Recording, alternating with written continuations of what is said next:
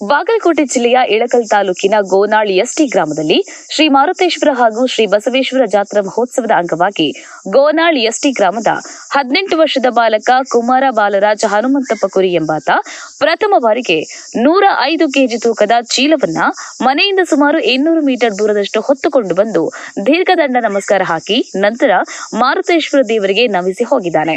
ಈ ಸಂದರ್ಭದಲ್ಲಿ ಗೋನಾಳ್ ಎಸ್ಟಿ ಗ್ರಾಮದ ಗುರು ಹಿರಿಯರು ಹಾಗೂ ಯುವಕ ಮಿತ್ರರು ಜೊತೆಗಿದ್ದು ಯುವಕನ ಸಾಹಸವನ್ನ ಕಣ್ತುಂಬಿಕೊಂಡಿದ್ದಾರೆ.